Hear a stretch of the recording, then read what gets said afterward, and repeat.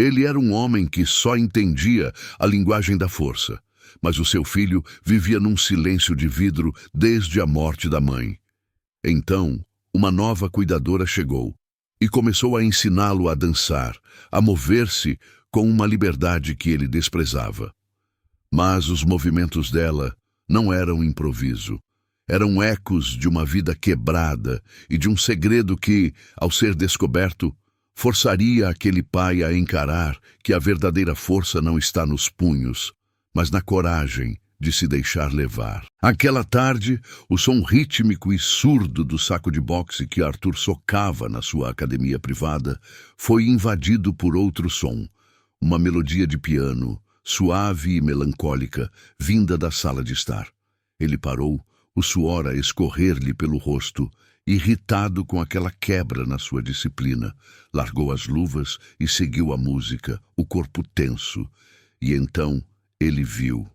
No meio da sala ampla, o seu filho Léo, que mal se movia, estava a flutuar. Os seus pés descalços deslizavam pelo chão de madeira, guiados pelas mãos de Helena, a cuidadora.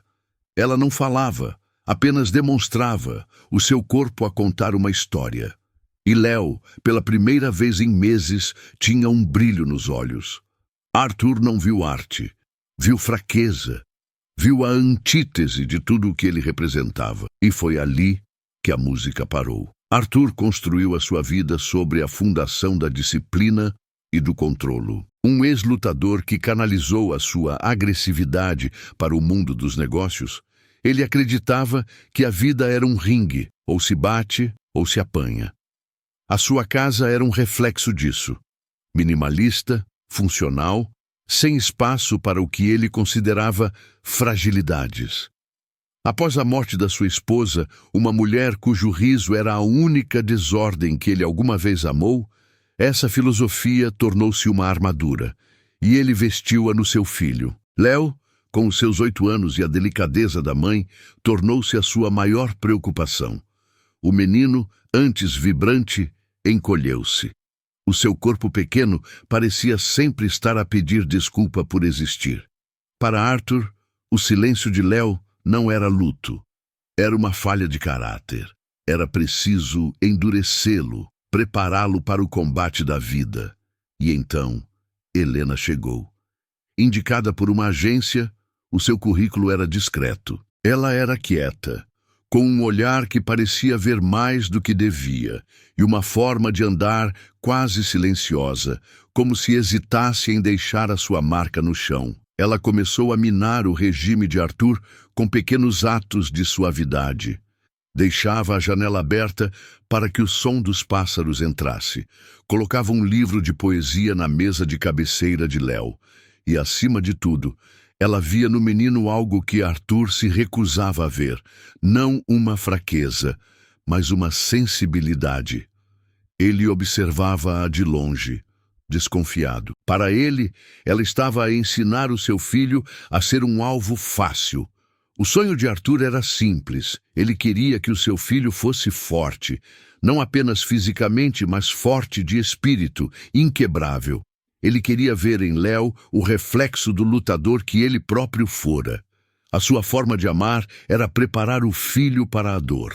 Numa tarde de sábado, ele decidiu que era hora de começar o verdadeiro treino. Levou Léo para a sua academia privada, um santuário de couro e aço. "Vou ensinar-te a defender-te", disse ele, a voz a ecoar no espaço. Entregou ao menino um par de luvas de boxe que pareciam gigantes nas suas mãos pequenas. "A primeira regra", disse Arthur, "é nunca baixar a guarda." Ele começou a demonstrar os movimentos, socos precisos no ar, o corpo a mover-se com uma economia brutal. Léo apenas observava, os olhos grandes e assustados. "Agora tu, bate no saco." Léo hesitou, depois deu um toque desajeitado no saco de boxe, que mal balançou. "Com mais força", ordenou Arthur, a sua frustração a crescer. "Põe o teu corpo nisso, mostra alguma garra." Ele agarrou nos ombros de Léo, tentando corrigir a sua postura, mas o seu toque era duro, impaciente. Foi então que a queda aconteceu. Léo deixou cair as luvas, encolheu-se, os braços a envolverem o próprio corpo e começou a tremer. Um tremor silencioso, incontrolável. Ele não chorou, apenas se fechou completamente, como uma flor a morrer sob uma geada súbita. Arthur olhou para o seu filho, uma figura minúscula e trêmula no meio daquele templo de força, e sentiu-se o homem mais fraco do mundo. Ele tinha tentado ensinar o filho a lutar, e tudo o que conseguiu foi dar-lhe mais um motivo para se esconder. E ele ainda achava que podia consertar tudo. Após o desastre na academia, Arthur ergueu um muro ainda mais alto. Refugiou-se no trabalho, em reuniões e viagens de negócios, deixando Léo aos cuidados de Helena. Mas a distância física não o impedia de vigiar. Através das câmaras de segurança, ele observava a sua casa com a obsessão de um general a estudar o território inimigo. E o que ele via enfurecia-o. Ele via Helena e Léo na sala de estar a empurrar os móveis para o lado. Via-a ensinar ao menino como cair sem se magoar, como rolar no chão com leveza. Via-os a criar coreografias silenciosas, onde os braços de Léo se tornavam asas e os seus pés aprendiam a falar uma língua que Arthur não entendia. Ele via o seu filho a sorrir, um sorriso pequeno, hesitante, mas um sorriso, e em vez de sentir alívio, sentia-se traído. Aquilo era uma afronta a tudo o que ele acreditava. Aqueles movimentos fluidos, aquela entrega à música, era a antítese da força, era a rendição. Numa noite, ao voltar de uma viagem, encontrou-os no meio de um movimento, Léo nos ombros de Helena, a fingir que voava. A música parou abruptamente. "O que é isto?" perguntou ele, a voz gélida. "Estamos apenas a brincar", respondeu Helena, ajudando Léo a descer. A sua calma era o que mais o irritava. "Isto não é uma brincadeira, isto é ridículo", disse Arthur, a palavra a sair com desprezo. "Eu contratei-a para cuidar dele, não para o transformar nisto." Ele apontou para Léo, que já se tinha encolhido junto à parede. "Nisto o quê, Arthur? Numa criança que se sente livre?" retorquiu ela, a voz firme. "Ele não precisa de ser livre, precisa de ser forte", gritou ele, perdendo o controlo. "E você, com estas danças, está a minar tudo o que eu tento construir. Está a ensiná-lo a ser fraco." "Talvez o senhor não saiba o que é a verdadeira força", disse ela, os olhos a brilhar de desafio. Foi a gota de água. "Acabou. Pegue nas suas coisas e saia da minha casa." Léo, que assistia a tudo em silêncio, deu um passo em frente. Abriu a boca como se fosse falar, mas nenhum som saiu. Em vez disso, o seu corpo fraquejou. As suas pernas cederam e ele caiu no chão, não de forma dramática, mas como um boneco cujos fios foram cortados. Um colapso silencioso e absoluto. Helena correu para ele, mas Arthur ficou paralisado, o coração a martelar no peito. O silêncio do seu filho era agora tão profundo que se tinha tornado físico. Naquela noite, ele pensou que ninguém mais voltaria. "Você já teve que sorrir quando por dentro estava a quebrar? Responde com sim nos comentários para eu saber que você está aqui." Os dias que se seguiram foram os mais longos da vida de Arthur. A casa, antes apenas silenciosa, agora parecia morta. Léo movia-se como um autômato. Comia o que lhe punham à frente, vestia a roupa que lhe preparavam, ia para a escola. Mas os seus olhos estavam vazios. O brilho que Arthur tinha visto quando ele dançava com Helena tinha se extinguido. A queda silenciosa de Léo tinha assustado Arthur de uma forma que nenhum soco no ringue jamais o assustou. Era a imagem da derrota absoluta. Numa noite, incapaz de dormir, ele desceu até o escritório. Abriu uma gaveta que não abria há anos. Lá dentro, por baixo de contratos antigos, estava uma caixa de sapatos. Dentro da caixa, fotografias da sua esposa, Laura. Fotos dela a rir, a viajar e a dançar. Ela amava dançar. Numa das fotos, ela estava num palco amador, no meio de um salto, o rosto a transbordar de pura alegria. No verso, a sua caligrafia: "A força não está em nunca cair, meu amor, está na graça com que nos levantamos." Arthur sentiu um nó na garganta. Ele tinha passado tanto tempo a tentar apagar a suavidade dela do filho, a vê-la como uma fraqueza, que se esqueceu de que era precisamente essa a sua maior força. Ele lembrou-se de como ela tentava ensiná-lo a dançar na sala, rindo da sua rigidez. "Você pensa demais, Arthur. A dança é sentir." Impulsionado por aquela memória, ele foi até a sala de estar. Olhou para o seu reflexo no vidro escuro da janela. E tentou. Tentou um passo, um movimento que tinha visto Helena fazer com Léo. O seu corpo, habituado à rigidez do combate, moveu-se com uma falta de jeito quase cômica. Mas ele continuou, sozinho na escuridão.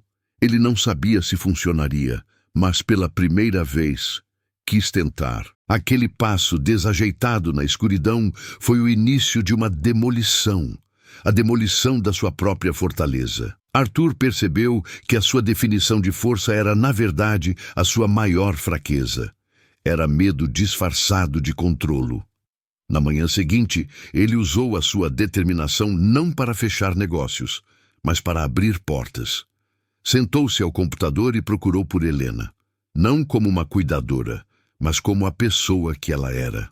A pesquisa revelou uma verdade que o deixou sem ar. Helena não era uma simples entusiasta. Ela tinha sido uma promessa da dança contemporânea. Fotos e críticas antigas mostravam uma jovem com uma intensidade e uma fluidez que hipnotizavam. E depois, o silêncio. Tal como Léo, ela também tinha desaparecido.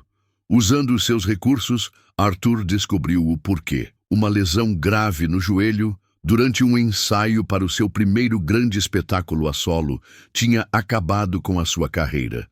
Os médicos disseram que ela nunca mais dançaria profissionalmente. A dor, a desilusão.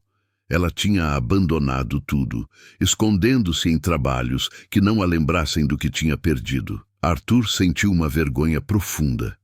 Ele tinha acusado aquela mulher de ensinar fraqueza, quando ela era o epítome da resiliência. Ela tinha perdido o seu sonho e, mesmo assim, partilhou os fragmentos que lhe restavam com o seu filho. A vontade de lhe ligar era esmagadora, mas o orgulho era um adversário teimoso. O que é que ele diria? Como é que se pedia desculpa por um erro daquele tamanho? E se ela não o quisesse ouvir? Ele olhava para Léo, cada vez mais ausente, e a urgência lutava contra o seu medo da rejeição. Ele, o homem que nunca fugiu de uma luta, estava aterrorizado com a ideia de fazer uma chamada. A sua mão ia para o telefone, mas recuava sempre. Ele precisava de um golpe final, algo que o atirasse para o ringue sem lhe dar hipótese de fuga. E esse golpe veio da escola. Mas então o telefone tocou. Era a psicóloga da escola. A sua voz era calma, mas firme. Léo tinha deixado de participar em tudo. Nas aulas, no recreio. Ele passava o tempo sentado a um canto, a olhar para as próprias mãos, como se elas guardassem um segredo. A psicóloga usou uma frase que atingiu Arthur como um soco no estômago. Ele está a começar a apagar-se. Apagar-se. Aquela palavra destruiu o resto do seu orgulho. Ele desligou, pegou no endereço de Helena e saiu. O apartamento dela era num prédio antigo, cheio de vida e de imperfeições. Cada degrau que subia era um passo para longe do homem que ele tinha sido. Quando ela abriu a porta, o seu olhar era de surpresa, mas não de hostilidade.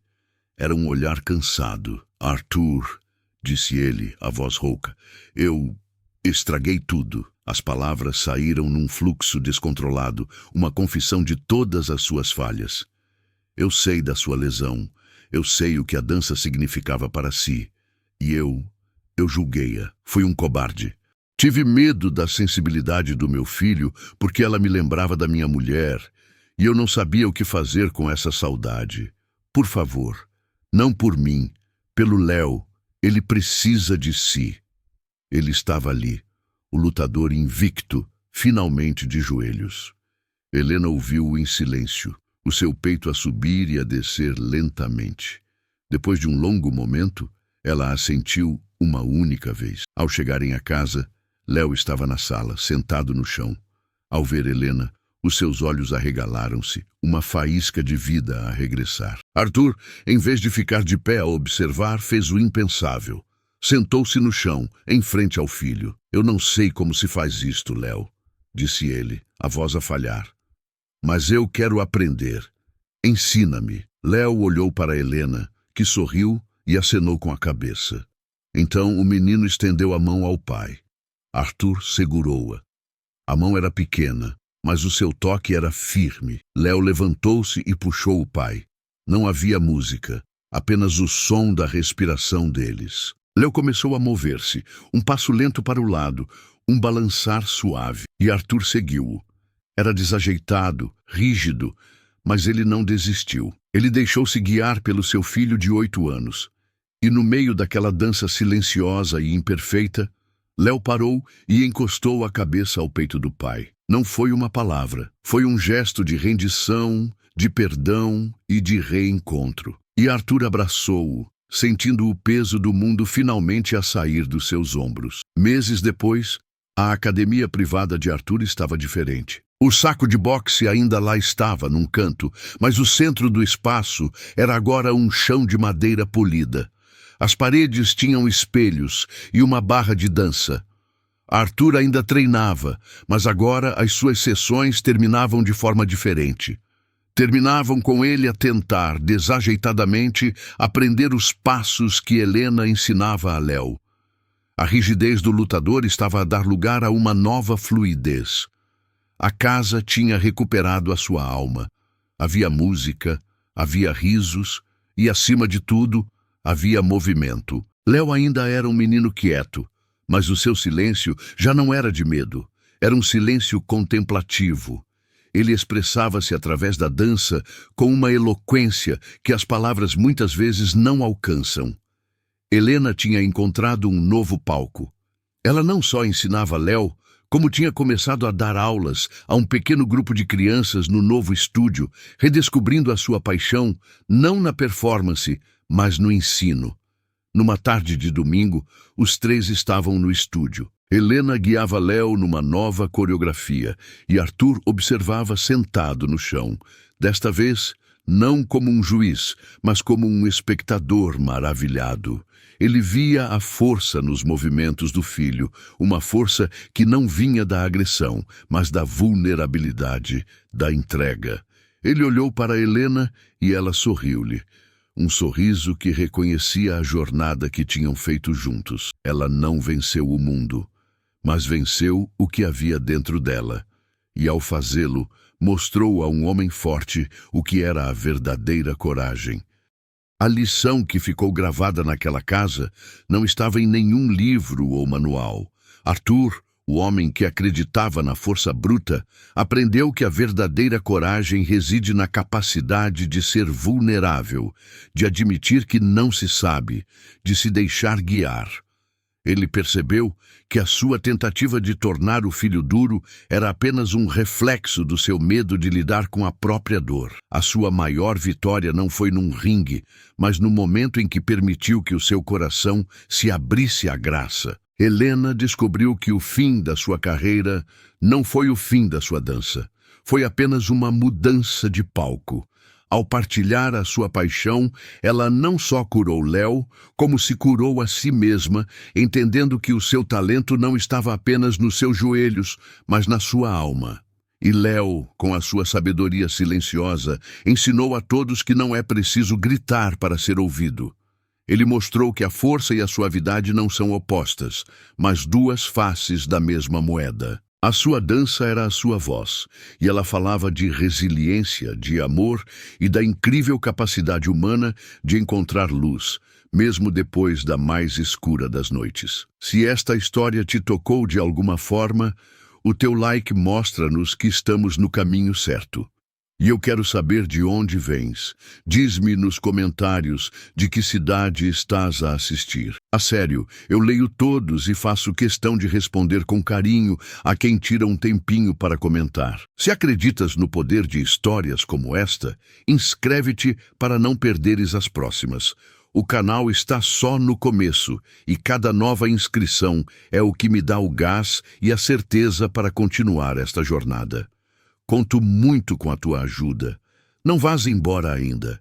Escolhe uma das 2 histórias que eu deixei na tela para você assistir a seguir. Encontro-te no próximo vídeo.